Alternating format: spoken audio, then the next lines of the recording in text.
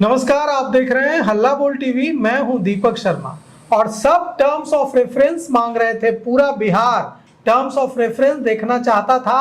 हर कोई यह कह रहा था कि जांच आयोग गठित किया गया है, तो जो जांच आयोग गठित हुआ है इसका टर्म्स ऑफ रेफरेंस क्या होगा।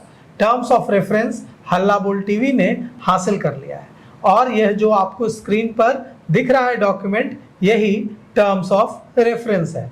लेकिन इस टर्म्स ऑफ रेफरेंस पर जो अब तक छिपा हुआ था, जिसकी मांग जनसुराज कर रहा था, जिसकी मांग प्रशांत किशोर कर रहे थे, जिसकी मांग बिहार के पूर्व डीजीपी अभयानंद कर रहे थे कि टर्म्स ऑफ रेफरेंस आने पर ही पता चलेगा कि जांच किस दिशा में होगी, कैसे होगी। अभी अभी जनसुराज के प्रतिनिधि मंडल ने मुख्य सचिव से मिलकर ज्ञापन सौंपा है और उस प्रतिनिधि मंडल में जनसुराज की शाहाबाद से जो प्रत्याशी थी, शाहाबाद की जनसुराज की जो शाहपुर से प्रत्याशी थी डॉक्टर पद्मा ओझा, वो हमारे साथ हैं। इन लोगों ने क्या मांगे की हैं और जो टर्म्स ऑफ रेफरेंस आया है, हमने जो आपके सामने रखा है, इससे कितने संतुष्ट हैं, इस पर हम चर्चा करेंगे। तो ये जो स्क्रीन पर दिख रहा है टर्म ऑफ रेफरेंस, इससे आप कितने संतुष्ट हैं? जनसुराज कितना संतुष्ट है? मुझे लगता है कि हम लोग बिल्कुल भी संतुष्ट नहीं हैं, क्योंकि इसमें कई सारी चीज़ें मिसिंग है। एक तो उसमें यह स्थान तय नहीं किया गया है कि किस स्थान पर ऑफिस रखा जाएगा जहां से कि सारी चीज़ें संचालित की जाएगी। ये चीज़ें पहले पब्लिक को बताना जरूरी था कि जो हम केस ले रहे हैं और आगे उस पर कार्रवाई करेंगे। मतलब जज साहब जो गए, जज साहब जो उनके घर गए थे आज, तो ये सारी चीजें उनको वहां पे बताना चाहिए था कि हम लोग अपनी कार्रवाई शुरू कर रहे हैं, तो दफ्तर कहाँ पे होगा और कहाँ पे जो लोग भी वहां पे के साक्ष्य हैं, जो विटनेस है, वो वहां आएंगे और अपनी बातों को रखेंगे। तो ये चीजें एकदम मिसिंग है। तो आप कहाँ चाहते हैं, पटना में कि आरा में, कहाँ चाहते हैं कि आयोग का दफ्तर हो? बिल्कुल, आयोग का दफ्तर ऐसी जगह पे होना चाहिए जहाँ पे कि आसानी से वहाँ के स्थानीय लोग, क्योंकि स्थानीय लोगों के सामने ही ये घटना घटी है और उनको पहुँचना है, तो आरा अगर होता है तो उनके लिए ज़्यादा सहूलियत की बात होगी कि जब भी जिसको बुलाया जाएगा वो आसानी से वहाँ जाकर और अपनी बातों को रख सकता है, ताकि निष्पक्ष जाँच हो और परिणाम सही निकले। तो पहला तो टर्म ऑफ रेफरेंस पर आपने यह सवाल उठाया कि उसमें यह साफ नहीं है जिक्र नहीं कि कहाँ दफ्तर होगा, कहाँ जज साहब आयोग कहाँ बैठेगा, और दूसरा क्या? दूसरी बात ये कि प्रशांत किशोर जी और जनसुराज, हमारे अध्यक्ष जी ने अभी कहा था सचिव को, जब हम लोग ज्ञापन सौंप कर आए हैं, तो कि कम से कम में इस पर कार्रवाई होनी चाहिए। लेकिन जो ज्ञापन अभी टर्म्स ऑफ रेफरेंस जो आया हुआ है, जो आपके जरिए मुझे भी जानने के लिए मिला, उसमें 6 महीने का समय लिया जा रहा है।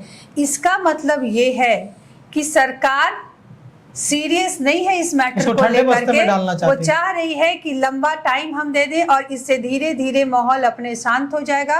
और जिस तरह से सारे केसेस का लिपापोती हुआ, जिस तरह से नीत हत्याकांड का हुआ, जिसका अभी तक कोई रिजल्ट नहीं आया, एसआईटी बना, सीबीआई जांच हुआ, सब कुछ हुआ, लेकिन रिजल्ट कुछ नहीं आया, वैसे ही इसको भी ठंडे बस्ते में डाल दिया जाएगा। और पब्लिक है अभी अग्रेसिव है, तो बात कर रही है, थोड़े दिन बाद कहा जाएगा जांच हो रहा है, तो अपने आप को थोड़े दिन में शांत हो जाएगी और मामला रफा दफा वही होगा जो बाकी केसेस का होता है। तो जो 6 महीने का टर्म ऑफ रेफरेंस में समय दिया गया रिपोर्ट देने के लिए आयोग को, इसका आप विरोध करते हैं? आप कहते हैं कि 3 महीने में होना चाहिए। 3 सप्ताह में 3 सप्ताह में मांगा गया है। 1 महीना भी नहीं, 3 सप्ताह। 3 सप्ताह का आपने ज्ञापन तो जो दिया चीफ सेक्रेटरी का, उसमें क्या 3 सप्ताह की बात लिखी गई है। और अगर सरकार तो कह रही है कि 6 महीने में देंगे। हाँ, तो 6 महीना उसकी नीयत नहीं है ना कि हम इस केस पर काम करें। नहीं तो रिटायर्ड जज को क्यों बैठा था, सिटिंग जज को देता ना। रिटायर्ड जज को दे दिया कि चलो आपके पास कोई काम नहीं है, अब आप ले लो, ये 4 साल 5 साल 6 साल। ये तो कहने वाली बात है कि 6 महीना में रिजल्ट थोड़े आ जाएगा, नहीं आएगा। तो उनकी नीयत नहीं है कि हम इस पर अपना रिजल्ट निकालें। हम नहीं चाह रहे हैं कि इसमें न्याय हो। तो 6 महीने की जो अवधि दी गई है, समय दिया गया है, इसका विरोध करते हैं? बिल्कुल हम लोग विरोध करते हैं। प्रशांत जी ने 3 सप्ताह कहा है, अगर उतने दिन में नहीं आते हैं तो हम लोग सड़क पे उतरेंगे और मुख्यमंत्री के आवास का घेराव करने के लिए प्रशांत जी ने कह दिया है। तो हम लोग भी मेंटली प्रिपेयर हो गए हैं। दो चीजों पर आपने सवाल उठाए हैं। पहला, टर्म ऑफ रेफरेंस में जो 6 महीने का समय दिया गया है उस पर कि ये 3 सप्ताह में होना चाहिए, बिल्कुल। और दूसरा आपने कहा है कि वो दफ्तर स्थानीय होना चाहिए, आराम में होना चाहिए, ताकि लोग जी। जो विटनेस हैं, जो सामाजिक कार्यकर्ता हैं, वो जाकर अपनी सब बात रख अपना सकें। जाकर के आसानी से बात रख सके। और क्या इस पर है, एक जो बात उठ रही है टर्म ऑफ रेफरेंस पर कि ये इसमें पुलिस का तो जिक्र है, लेकिन एसटीएफ और प्रशासन, एसडीएम की भूमिका संदिग्ध है। उन पर आज जब जज पहुंचे जांच करने के लिए विनोद सिन्हा, तो विनोद कुमार सिन्हा के सामने मां ने कह दिया कि जो खूनी है वो तो आपके साथ आया है, आप फांसी दे दीजिए इनको।